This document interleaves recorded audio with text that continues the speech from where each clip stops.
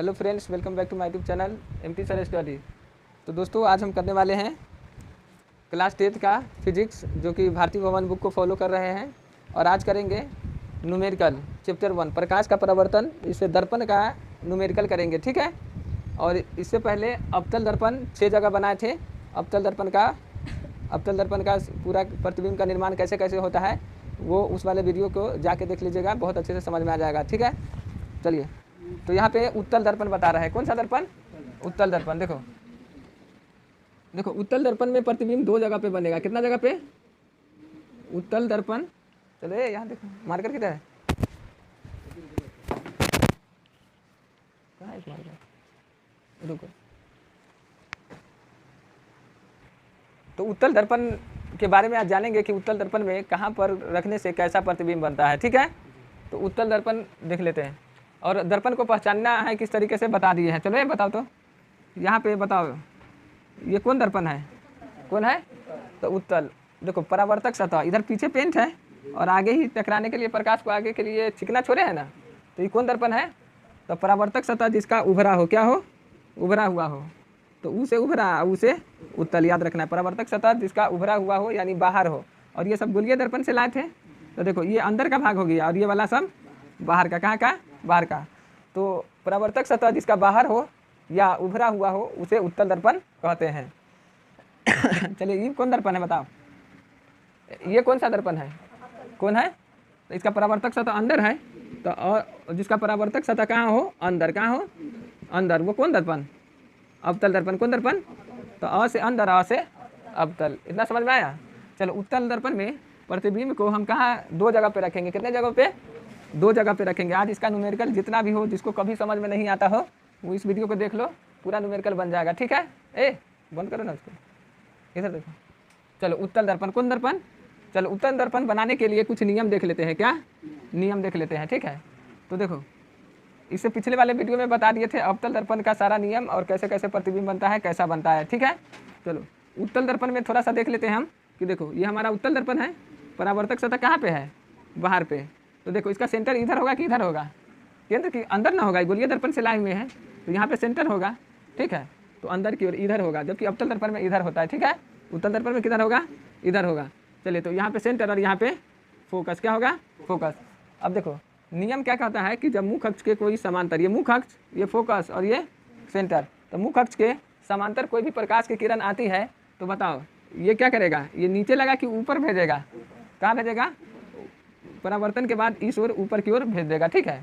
अब देखिए, यानी अपने से दूर फेंकेगा, अपने से दूर हटाएगा। देखो, अब ये वाले, ये कौन दर्पण है? ये उत्तल दर्पण में मुख्य अक्ष के समांतर हो गया।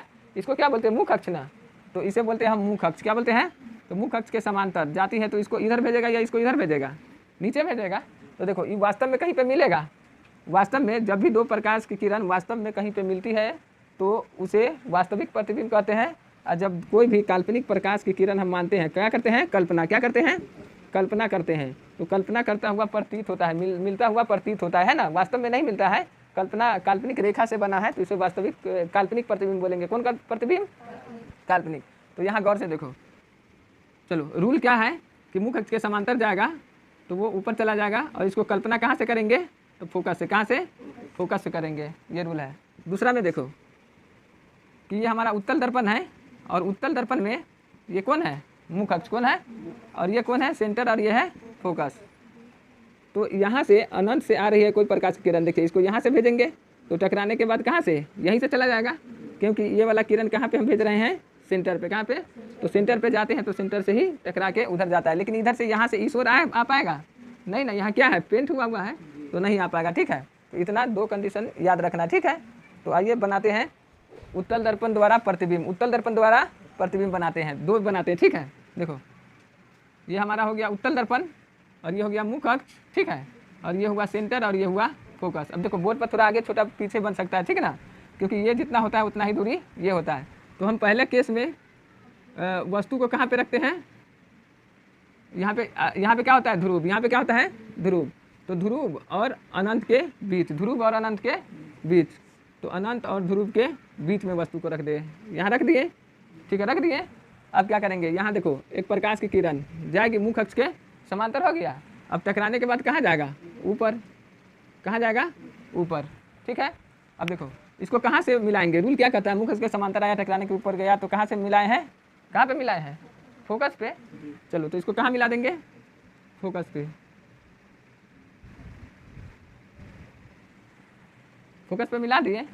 चलिए अब देखिए दूसरा प्रकाश का किरण को हम कहाँ पे भेजते हैं, सेंटर से। कहाँ भेजेंगे, तो देखो यहाँ से ऐसे आएगा, यहाँ तक दर्पण के सतह तक आएगा, टकराने के बाद फिर कहाँ चला जाएगा, सेंटर पे ही, सेंटर की ओर आ रहा था लेकिन टकराने के बाद यहाँ से उधर न जाएगा। तो इसको कल्पना कर लेते हैं कि कहाँ पे जा रहा है, सेंटर पे। कहाँ पे, सेंटर पे। तो देखो अब कहाँ पे ये मिलता हुआ प्रतीत कहाँ पे हो रहा है, तो ध्रुव और फोकस के बीच, और यहीं पे बनेगा हमारा काल्पनिक प्रतिबिंब। ऐसे का मतलब क्या, काल्पनिक रेखा है ना, और ऐसे का मतलब रियल यानी वास्तविक, रियल यानी वास्तविक, और इसको बोलते हैं वास्तविक को वास्तविक बोलते हैं, काल्पनिक और आभासी एक होता है। ठीक है, तो ये कौन सा है, वास्तविक, और ये है काल्पनिक। तो देखिए यहाँ पे काल्पनिक बन रहा है ना, तो इसको ऐसे वास्तविक प्रतिबिंब नहीं ना बनाएंगे, क्या बनाएंगे, काल्पनिक, डॉटेड लाइन से। ठीक है, तो चलो पहला कंडीशन में बोलो कि जब वस्तु को अनंत और ध्रुव के बीच में रखे हैं तो प्रतिबिंब कहाँ बन रहा है, ध्रुव और फोकस के बीच। तो स्थिति, प्रतिबिंब की स्थिति बता देना है, कहाँ कहाँ पे बना है प्रतिबिंब की स्थिति। देखो जब वस्तु को रखे हैं अनंत और ध्रुव के बीच में तो प्रतिबिंब कहाँ बन रहा है, ध्रुव और फोकस के बीच। ध्रुव यानी P तथा F यानी फोकस, F यानी फोकस, फोकस के बीच बनता है। कहाँ बनता है, बीच बनता है। अब बताओ ये कैसा बनना है, काल्पनिक की वास्तविक, कैसा बना है, काल्पनिक बन रहा है, क्योंकि काल्पनिक कटान बिंदु से बन रहा है, काल्पनिक कटान रेखा से बन रहा है, तो कैसा बनेगा, काल्पनिक। और ये याद रखना है कि काल्पनिक प्रतिबिंब जब भी बनता है वो हमेशा सीधा, काल्पनिक कैसा बनता है, तो काल्पनिक हमेशा कैसा बनेगा, सीधा बनेगा। अब वास्तविक उल्टा भी बनता है। ठीक है, वास्तविक, अच्छा देखो वास्तविक का लिए ट्रिक क्या करना है, वास्तविक प्रतिबिंब बनेगा तो क्या ट्रिक याद रखना है, वाव, क्या, तो वास्तविक प्रतिबिंब हमारा अवतल दर्पण में बना था और एक ही जगह ध्रुव और फोकस के बीच में रखे थे, तो क्या काल्पनिक प्रतिबिंब बना था। ठीक है, तो वहाँ भी काल्पनिक बना था तो क्या सीधा ही था ना, तो काल्पनिक प्रतिबिंब हमेशा क्या होता है, सीधा, काल्पनिक प्रतिबिंब हमेशा सीधा बनता है। और देखो अब वास्तविक बनेगा तो वास्तविक प्रतिबिंब हमेशा उल्टा बनेगा, वाह से वास्तविक, अब उसे उल्टा। जब हम कोई भी चीज़ को देखते हैं अच्छा लगता है तो क्या बोलते हैं, वाह बोलते हैं, तो वाह से वास्तविक, अब उसे उल्टा। वास्तविक प्रतिबिंब हमेशा उल्टा बनता है और काल्पनिक प्रतिबिंब हमेशा सीधा बनता है। चलो इतना समझ में आया। चलो अब देखो ये दर्पण के आगे बना है कि दर्पण के पीछे बना है, तो दर्पण के पीछे, दर्पण के पीछे बना है। तो देखो पहला कंडीशन समझ में आया। देखो वस्तु को कहाँ रखे हैं, देख बोलो वस्तु को कहाँ रखे हैं, ध्रुव और अनंत के बीच, तो बना कहाँ है, ध्रुव और फोकस के, वास्तविक की काल्पनिक, उल्टा की सीधा, सीधा। ठीक है, अच्छा बताओ कि बड़ा बना है कि छोटा बना है, तो वस्तु से बड़ा है कि छोटा है, तो वस्तु से कैसा बना है, छोटा बनता है, वस्तु से छोटा बना है, वस्तु से। उत्तल दर्पण में याद रखना हमेशा प्रतिबिंब वस्तु से छोटा ही बनता है, कैसा, छोटा ही बनता है। ठीक है, चलो तो पहला कंडीशन समझ में आया। चलो दूसरा देखते हैं। दूसरा में वस्तु को कहाँ पे रखेंगे, देखो दो ही जगह यहाँ पे, एक ध्रुव है और एक अनंत है, तो इसको बीच में रखेंगे, या पहला बीच में या दूसरा अनंत पे। तो देखो एक उत्तल दर्पण बना लेते हैं, हो गया। ये क्या है, मुख अक्ष, क्या है, और यहाँ पे क्या होता है, यहाँ पे फोकस और यहाँ पे सेंटर। चलो इधर अनंत, तो वस्तु को कहाँ पे रखें, कहाँ पे, अनंत पे रखते हैं। तो अनंत पे रखेंगे तो यहाँ से जाएगा प्रकाश का किरण और परावर्तन के बाद ऊपर भागेगा, एक अनंत से ही यहाँ भेजे, मुख अक्ष के समांतर, परावर्तन के बाद इधर भागेगा। ठीक है, अब देखो क्या ये वास्तव में मिल रहा है, परावर्तन होने के बाद ये प्रकाश का किरण वास्तव में मिल रहा है, तो वास्तविक प्रतिबिंब बनेगा नहीं, कैसा बनेगा, तो काल्पनिक। देखो हम कल्पना कर रहे हैं, जब मुख अक्ष के समांतर जाता है तो कहाँ से गुजरता है, फोकस से, कहाँ से, तो कहाँ पे मिला, तो फोकस पे ही बनेगा। ठीक है, अब बताओ, बताए थे अभी कि काल्पनिक प्रतिबिंब हमेशा कैसा बनता है, सीधा कि उल्टा, तो देखो फोकस पे एकदम बिंदु आकार का बन रहा है, ये पता ही नहीं चल रहा उल्टा है कि सीधा है, पता चल रहा है। तो याद रखना है काल्पनिक प्रतिबिंब हमेशा कैसा बनता है, सीधा। तो चलो इसका लिखा दो, बोलो प्रतिबिंब की स्थिति, प्रतिबिंब की स्थिति बता दो कि प्रतिबिंब कहाँ पे बना है, तो प्रतिबिंब कहाँ बना है, फोकस पर बना है, कहाँ पे, फोकस। वास्तविक की काल्पनिक, तो काल्पनिक कैसा, अकाल्पनिक का दूसरा नाम क्या है, आभासी, क्या है, आभासी। ठीक है। चलो, वस्तु से बड़ा कि छोटा, अब फोकस पर बनता है। अवतल दर्पण में भी फोकस पे बनाता था, कैसा, बहुत छोटा बनाता है ना। तो बड़ा कि छोटा, तो इसमें लिखना है बहुत छोटा, बहुत छोटा। और उल्टा कि सीधा, कैसा बना है, सीधा बना है, ठीक है। अच्छा, यहाँ पे दिखाई दे रहा है उल्टा है कि सीधा है, नहीं ना। तो काल्पनिक प्रतिबिंब हमेशा कैसा बनता है, सीधा बनता है, ठीक है। चलो, इतना समझ में आया। चलो अब नेक्स्ट देखते हैं।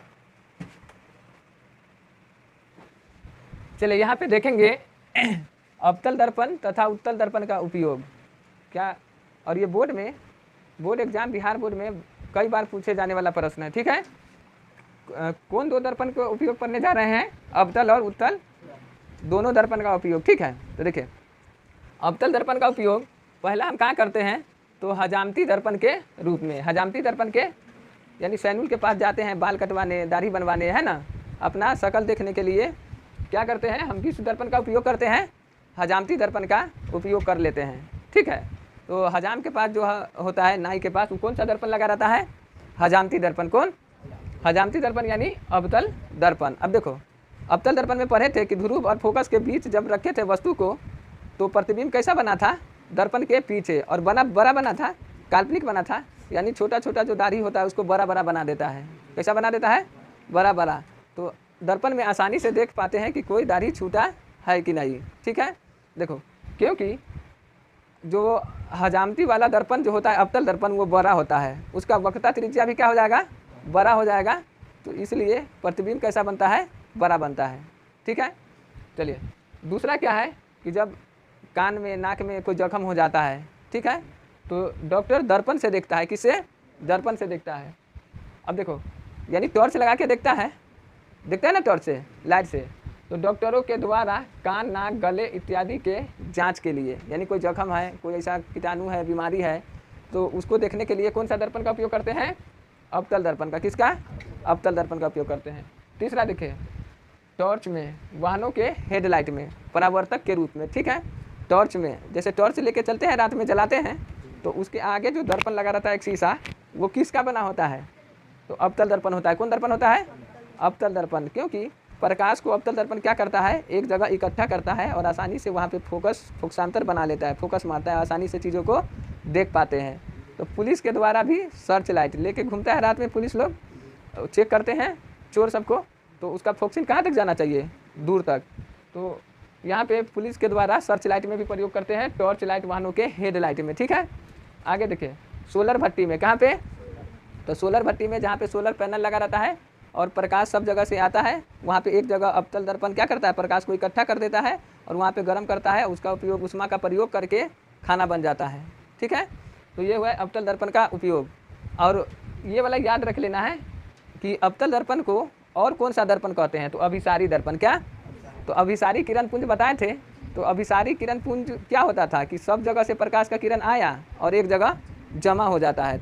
देखो, तो अवतल दर्पण भी वही कर रहा है, जाके पिछले वाले वीडियो में देख लेना, ठीक है। तो अवतल दर्पण में सभी जगह से प्रकाश का किरण आता था और परावर्तक के बाद क्या करता है, जमा करता है। क्या करता है, जमा करता है। तो जमा करने वाले को क्या बोलते हैं, अभिसारी। इसलिए अवतल दर्पण जमा करने का काम करता है, इसीलिए उसको अभिसारी दर्पण कहते हैं। समझ में आया। चलिए, अब देखना है दूसरा कहाँ, उत्तल दर्पण का उपयोग। क्या देखना है, तो देखो, उत्तल दर्पण लिए थे हम, तो यहाँ पे प्रकाश को किरण को भेजते थे, तो ये फैला देता था। तो देखो, जो प्रकाश की किरण को फैला दे उसको कौन दर्पण, तो अपसारी दर्पण कहते हैं। तो उत्तल दर्पण का दूसरा नाम क्या है, अपसारी दर्पण। समझ में आया। अवतल दर्पण क्या करता था, अवतल दर्पण क्या करता था, तो ये मुख अक्ष, ठीक है, फोकस सेंटर, यहाँ से प्रकाश जा रहा था, टकराने के बाद इधर भेज रहा है, टकराने के बाद एक जगह जमा कर दिया ना किरण को, तो ये जमा करने वाले को बोलते हैं अभिसारी, अब फैलाने वाले को अपसारी। समझ में आया।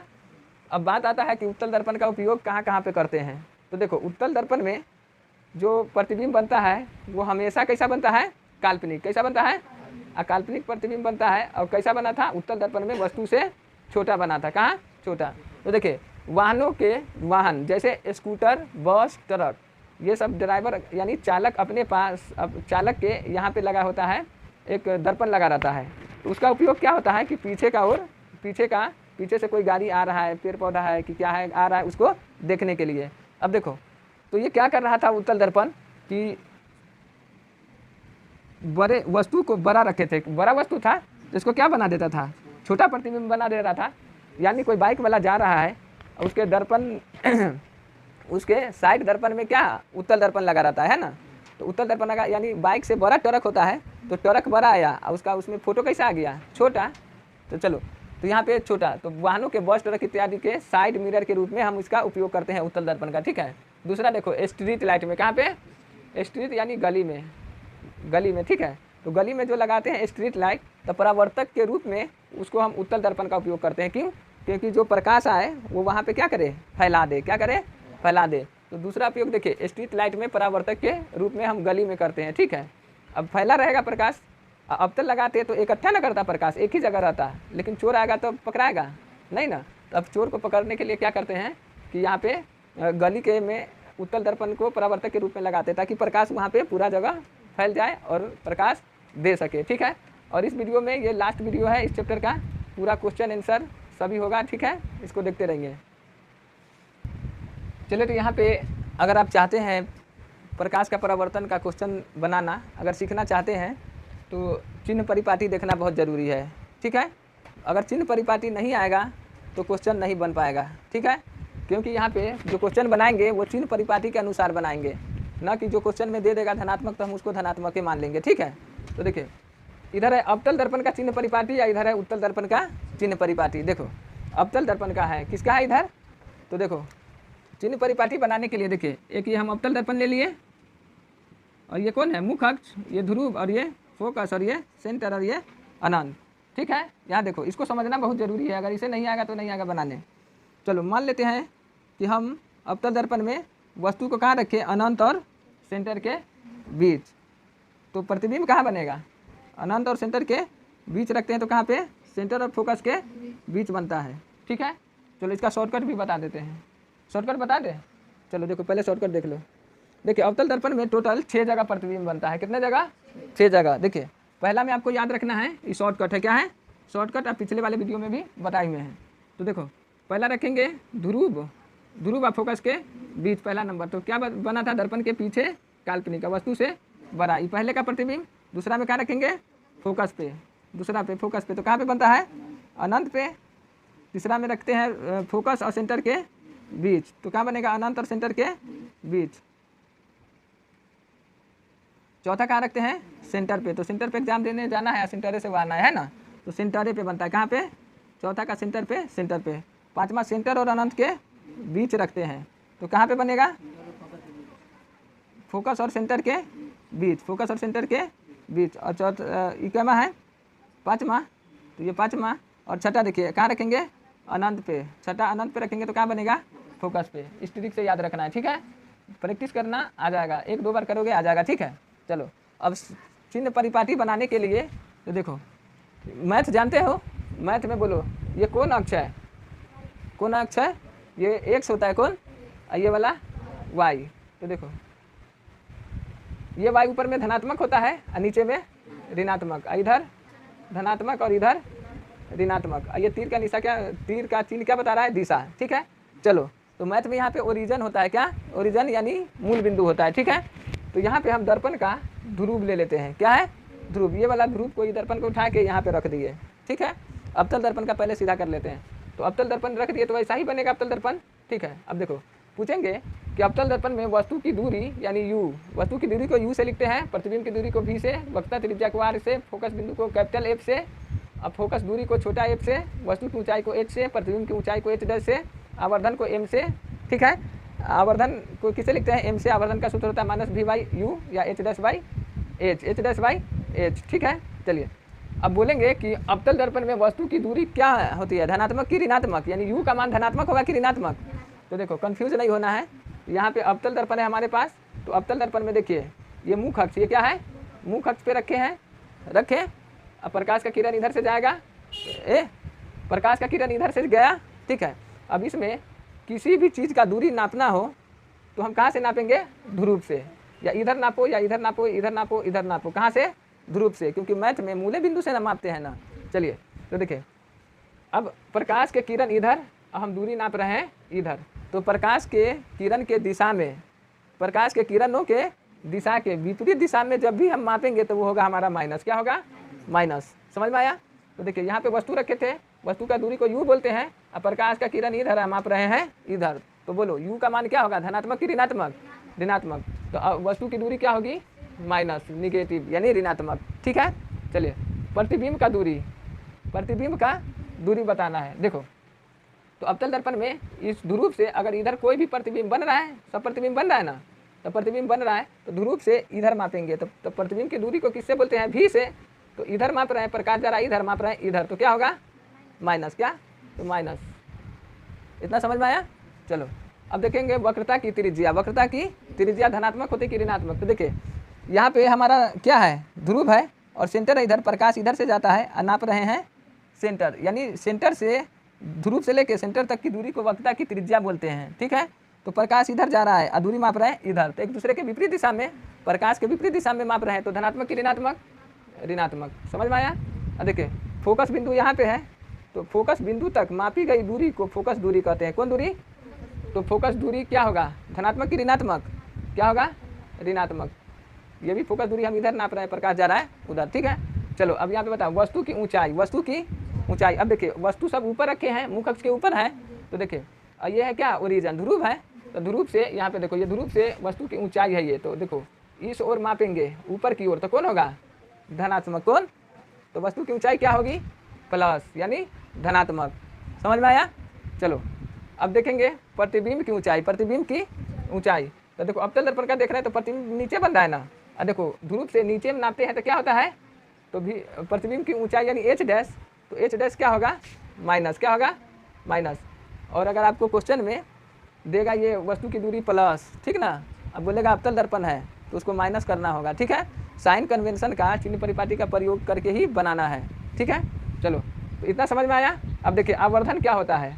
तो आवर्धन बोलते हैं वस्तु की ऊंचाई, वस्तु की ऊंचाई तथा प्रतिबिंब की ऊंचाई के अनुपात को आवर्धन कहते हैं। ठीक है, यानी वस्तु रखे हम छोटा सा, अब बन गया बड़ा सा, तो ये कितना बड़ा आवर्धित है, यानी कितना बड़ा या छोटा बनता है। ठीक है, उसी को क्या बोलते हैं? आवर्धन। देखो अब आवर्धन का फॉर्मूला क्या बोले हैं कि एच डैश बाई एच, तो यानी एच डैश क्या है? प्रतिबिंब की ऊंचाई, अब बटे में वस्तु की ऊंचाई के अनुपात को क्या बोलते हैं? आवर्धन। ठीक है, तो देखो आवर्धन का सूत्र रखना है माइनस भी बाई यू, माइनस भी बाई यू। अब अगर आवर्धन किसी का निकाले आ गया प्लस में, क्या? जैसे आवर्धन निकाले हैं आ गया 4/2, काट दिए तो 2 प्लस का है ना, तो आवर्धन हो गया प्लस का। इससे क्या पता चलता है कि जो हमारा वस्तु रखे थे उसके उल्टा प्रतिबिंब कैसा बना है? उल्टा। तो बताओ उल्टा प्रतिबिंब कौन सा प्रतिबिंब होता है? वास्तविक। कैसा? वास्तविक, यानी प्रतिबिंब जो बना है उल्टा बना है और वास्तविक बना है। अगर आवर्धन का मान आ गया क्या? माइनस। क्या आ गया? चलिए आवर्धन का यहाँ पे देखेंगे कि आवर्धन का होता है परिभाषा कि प्रतिबिंब की ऊंचाई तथा वस्तु के ऊंचाई को अनुपात को आवर्धन कहते हैं। यानी एच डैश कौन है? प्रतिबिंब का ऊंचाई, और उसको भाग देंगे किससे? वस्तु के ऊंचाई से, तो इसी को क्या बोलेंगे? आवर्धन। सूत्र होगा माइनस भी बाई यू। अब यहाँ पे आवर्धन का मान क्या आ गया? प्लस में। क्या? जैसे प्लस में आए तो प्रतिबिंब सीधा, प से प्लस, अब प से क्या बनेगा? सीधा। प्लस में जैसे आए तो क्या बनेगा? प्रतिबिंब सीधा, और सीधा प्रतिबिंब हमेशा कैसा होता है? काल्पनिक, तो काल्पनिक बनेगा। आवर्धन का मान प्लस, प्रतिबिंब सीधा, काल्पनिक। आवर्धन आएगा माइनस तो प्रतिबिंब उल्टा और वास्तविक। कैसा होगा? वास्तविक। इतना समझ में आया? चलिए अब तो अवतल दर्पण का हो जाएगा, इससे क्वेश्चन बनेगा। ठीक ना, अब देखिए कौन सा दर्पण बचा है? उत्तल दर्पण। कौन है? उत्तल दर्पण। तो 1 नंबर पे यहाँ पे क्या लिखे हैं? अवतल दर्पण। देखो 1 में अवतल दर्पण, 1 में 2 में यहाँ पे अवतल दर्पण, 1 में अवतल दर्पण। ठीक है, चलो दूसरा देखो वस्तु की दूरी उत्तल दर्पण में क्या होगा? धनात्मक कि ऋणात्मक? किसमें? उत्तल दर्पण। कैसा दर्पण है? तो लो एक उत्तल दर्पण बना लो। उत्तल दर्पण बना दिए। उत्तल दर्पण में सेंटर इधर, फोकस इधर, वस्तु को इधर ही रखते हैं ना, प्रकाश इधर जाता है, तो देखो वस्तु की दूरी प्रकाश के विपरीत दिशा में नाप रहे हैं तो क्या होगा? Minus, negative. ठीक है, तो दर्पण या अवतल हो या उत्तल हो, वस्तु की दूरी दोनों में ऋणात्मक होता है। ठीक है, चलो तीसरा में देखो यहाँ पे प्रतिबिंब की दूरी। प्रतिबिंब की दूरी यानी भी, प्रतिबिंब की दूरी यानी भी। अच्छा, उत्तल दर्पण में प्रतिबिंब कहाँ पे? एक फोकस में बनता है और एक ध्रुव और फोकस सेंटर के बीच बनता है। ठीक है, तो देखो अब ध्रुव से हम नापेंगे किधर, इधर, प्रकाश भी जा रहा है इधर, तो दोनों क्या एक ही दिशा है, तो एक ही दिशा में क्या होगा, धनात्मक। कौन, धनात्मक यानी प्लस, पॉजिटिव। समझ में आया। चलो तीसरा क्या है, वक्रता की त्रिज्या। चौथा वक्रता की त्रिज्या को r से लिखते हैं। अब देखो वक्रता की त्रिज्या, इधर सेंटर यहाँ है, तो यहाँ से ध्रुव से लेके यहाँ तक की दूरी वक्रता की त्रिज्या हो गया। अब वक्रता का त्रिज्या क्या होगा, धनात्मक की ऋणात्मक। तो देखो ध्रुवे से ना नापना है कोई भी दूरी, तो इधर से नाप रहे हैं, प्रकाश भी इधर, तो वक्रता की त्रिज्या क्या, प्लस, क्या प्लस। लेकिन अवतल दर्पण में वक्रता का त्रिज्या माइनस, अवतल दर्पण में प्लस। चलो अब देखो फोकस दूरी, 5वां नंबर पे कौन है, फोकस दूरी। अब देखो इसका फोकस बिंदु से, देखो ध्रुव से फोकस बिंदु तक मापी गई दूरी को फोकस दूरी कहते हैं। तो फोकस दूरी देखिए क्या होगा, धनात्मक की ऋणात्मक, धनात्मक। देखो यहाँ से ध्रुव से नाप रहे हैं ना इधर, देखो ध्रुव से इधर कोई भी दूरी नापेंगे तो क्या होगा, प्लस, क्या प्लस। तो अब ये देखो यहाँ पे क्या है, ये भी प्रकाश का जो किरण है उसका दिशा क्या है, इधर ही है, और नाप रहे हैं इधर, तो दोनों सेम डायरेक्शन, तो सेम के लिए क्या, प्लस। तो फोकस दूरी क्या नापे थे, फोकस दूरी को हमेशा छोटा एफ से लिखना है, अब फोकस को बड़ा एफ से। तो फोकस दूरी क्या आया, उत्तल दर्पण का धनात्मक। अब देखो वस्तु की ऊंचाई, वस्तु की ऊंचाई को किससे लिखते हैं, एच से। अब देखो वस्तु की ऊंचाई हमेशा अवतल हो या उत्तल इधर ही रखते हैं, तो वस्तु ऊपर में नापी गई दूरी क्या होता है, धनात्मक, तो इसमें वस्तु की ऊंचाई प्लस। ठीक है। अब देखो क्या है, प्रतिबिंब की ऊंचाई, तो प्रतिबिंब की ऊंचाई को किससे लिखते हैं, एच डैश से, प्रतिबिंब की ऊंचाई को एच डैश से। ठीक है। तो देखो एच डैश क्या होगा, अब यहाँ पे देखो ये हमारा उत्तल दर्पण में प्रतिबिंब यहाँ पे बन रहा है, तो सीधा बन रहा है ना, तो ऊपर की ओर माप बन रहा था, ऊपर की ओर बन रहा था, तो क्या होगा, ऊपर की ओर मापेंगे, मुख अक्ष से ऊपर की ओर, देखो मुख अक्ष से ध्रुव से ऊपर की ओर नापेंगे, क्या होता है, प्लस, तो क्या हो जाएगा, प्लस, क्या होगा, प्लस। ठीक है। देखो उत्तल दर्पण में वस्तु की ऊंचाई भी ऊपर नाप रहे प्लस, यहाँ पे बना था प्रतिबिंब, तो वो भी ऊपर ही ना नापेंगे, तो वो दोनों क्या होगा, प्लस। वस्तु की ऊंचाई और प्रतिबिंब की ऊंचाई क्या होता है, प्लस। तो इतना ही इसमें अंतर है। आइए क्वेश्चन कराते हैं। ठीक है, ये सब समझ में आया। चलो ठीक है, क्वेश्चन देखो यहाँ पे। चलिए क्वेश्चन देखते हैं। एक गोलीय दर्पण की वक्रता त्रिज्या 24 सेंटीमीटर है। दर्पण कैसा है, गोलीय। ठीक है। तो गोलीय जब भी दर्पण आए तो वो अवतल अवतल कहाँ से निकलता है, गोलीय से ही। तो गोलीय दर्पण की वक्रता त्रिज्या 24 सेंटीमीटर है, यानी वक्रता की त्रिज्या को किससे लिखते हैं, आर से। आर बराबर कितना है, 24 सेंटीमीटर। ठीक है। इस दर्पण का फोकस दूरी क्या होगा, फोकस दूरी क्या होगा, तो छोटा एफ, फोकस दूरी को किससे लिखते हैं, छोटा एफ से। क्या होगा, चलो बताना है फोकस दूरी क्या होगा। देखो तो हम जानते हैं कि एफ बराबर क्या होता है, सूत्र क्या होता है फोकस दूरी का, एफ बराबर, फोकस दूरी वक्रता त्रिज्या की क्या होती है, आधी, तो एफ बराबर r/2। अब देखो एफ बराबर क्या आ जाएगा, वक्रता का त्रिज्या कितना है, 24 सेंटीमीटर, अब बटे में 2 कर देंगे तो कितना आएगा, 12 सेंटीमीटर। तो फोकस दूरी कितना आ गया, 12 सेंटीमीटर। ठीक है। चलिए अब क्वेश्चन देखते हैं यहाँ पे। ये बहुत अच्छा क्वेश्चन है, इसको बना लेंगे तो सारा समझ में आएगा। ठीक है। देखो 15 सेंटीमीटर फोकस दूरी के एक अवतल दर्पण से 60 सेंटीमीटर पर रखी गई एक वस्तु के प्रतिबिंब की स्थिति का पता लगाएं। अब दर्पण कौन सा बोल रहा है, अवतल। सबसे पहले जो दर्पण थे वो दर्पण को लिख देंगे। तो दर्पण कौन सा है, अवतल दर्पण है। 15 सेंटीमीटर फोकस दूरी, 15 सेंटीमीटर क्या है, तो क्या दिया हुआ है, क्या दिया हुआ है बोलो, 15 सेंटीमीटर फोकस दूरी, फोकस दूरी नहीं दिया हुआ है, तो किताब देखने का कौन जरूरी है।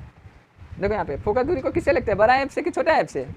तो फोकस दूरी कितना दिया हुआ है, 15 सेंटीमीटर। ठीक है। और देखते हैं इसमें,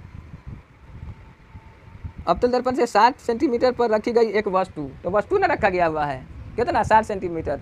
तो ध्रुव से वस्तु की दूरी मापते हैं। अब वस्तु की दूरी को किससे लिखते हैं, यू से। किससे, तो यू कितना दिया हुआ है, 60 सेंटीमीटर। 15 सेंटीमीटर फोकस दूरी के अवतल दर्पण से 60 सेंटीमीटर पर रखी गई एक वस्तु के प्रतिबिंब की स्थिति का पता लगाना है। क्या निकालना है, प्रतिबिंब, किसका पता लगाना है, प्रतिबिंब के दूरी का। प्रतिबिंब के दूरी को किससे लिखते हैं, भी से। चलो अब इसमें क्या ये जो 15 सेंटीमीटर दे रहा है ये सही बात है, अरे इसी के हिसाब से फार्मूला पर दर्पण सूत्र लगाएंगे या बना देंगे, नहीं ना। तो देखो हम जानते हैं, अभी सीखे हैं कि अगर दर्पण कैसा हो, अवतल, तो अवतल दर्पण हो तो फोकस दूरी कैसा होता है, क्या होता है, माइनस। तो यहाँ पे हम फोकस दूरी को क्या कर लेंगे, माइनस। ठीक है। अवतल दर्पण में फोकस इधर होता है, प्रकाश के विपरीत दिशा में मापी गई दूरी माइनस, तो फोकस दूरी माइनस। अब वस्तु का दूरी यानी u, अब देखो वस्तु का दूरी क्या होगा, प्लस की माइनस, ये प्लस दिए हुआ है लेकिन प्लस होगा, अवतल दर्पण है तो वस्तु इधर रखे हैं तो प्रकाश आया इधर, ध्रुव से नापे इधर, तो विपरीत दिशा तो क्या होगा माइनस, क्या हो जाएगा माइनस। अब भी निकालना है, क्या निकालना है भी यानी प्रतिबिंब की दूरी, तो दर्पण सूत्र लगा देंगे। ठीक है, दर्पण सूत्र देखो, दर्पण सूत्र क्या होता है, चलो इसको इधर दिखाई दे रहा है, चलो तो दर्पण सूत्र से देखो दर्पण सूत्र क्या होता है 1/f बराबर 1/v प्लस 1/u। ठीक है, अब हमको v चाहिए ना, तो v को उधर ही रखते हैं, उसको उठा के इधर ले आते हैं। ठीक है, तो 1/f माइनस 1/u हो जाएगा, उधर प्लस में था तो उठा के इधर लिया है माइनस u, अब बराबर में 1/v। ठीक है, चलो अब देखो 1/f का मान कितना है, फोकस दूरी बोलो, फोकस दूरी कितना है -15 और बीच में माइनस यहाँ से। ठीक है, 1/u क्या कितना है -60 की +60, तो -60 बराबर 1/v। अब देखो यह 1/-15, अब देखो ऊपर भी माइनस नीचे भी माइनस, तो माइनस माइनस क्या हो जाएगा प्लस, क्या हो जाएगा प्लस, तो ये हो जाएगा प्लस 1/60 बराबर 1/v। ठीक है, चलिए अब देखो यहाँ पे 15 और 60 का क्या ले लेंगे एलसीएम, कितना आएगा 60, ये 15 से भाग देंगे 60 में, 15 चौका 60 और 4 का ही 4। ठीक है, अब माइनस साइन है तो माइनस का माइनस लगा देंगे। अब यहाँ पे बीच में कौन है प्लस की माइनस, प्लस 60 को 60 से भाग देंगे, कई बार में कटेगा एक बार में, एक को 1 से गुना करेंगे तो कितना हो जाएगा बराबर 1/v बराबर 1/v। अब देखो 1 में से 4 जाएगा तो -3 में 60 बराबर 1/v, 3 का ही 3, 3 से 20 बार में कट जाएगा तो क्या आया -1/20 बराबर 1/v। ठीक है, देखो -1 को v से करेंगे तो -v बराबर 20 को करेंगे तो 20, अब v बराबर क्या आएगा -20, v बराबर -20। तो इससे क्या पता चला कि अगर दर्पण कैसा हो अवतल, तो वस्तु की दूरी भी क्या होनी चाहिए निगेटिव, अब प्रतिबिंब की दूरी भी क्या आया निगेटिव, क्या आया निगेटिव ऋणात्मक। तो ध्रुव से बताओ कितना दूरी पर बना है, कितना 20 सेंटीमीटर की दूरी पर बना है। ठीक है, और साइन कन्वेंशन खुद से कर लेना है। चलिए इसमें इतना ही रहने देते हैं। ठीक है, और ऑब्जेक्टिव के लिए अलग से सभी चैप्टर का ऑब्जेक्टिव स्पेशल अलग से बताया गया है। ठीक है, उसे जाकर देखिए, और ये चैप्टर हो गया समाप्त, और ये वीडियो आगे पीछे होगा, अभी प्लेलिस्ट बना करके डला जा रहा है। ठीक है, मोबाइल वाला सब प्लेलिस्ट में जाना देख लेना, सब बढ़िया से तैयारी करो, एग्ज़ाम बहुत करीब है। ठीक है, ओके, मिलते हैं नेक्स्ट वीडियो में, जब तक के लिए थैंक यू।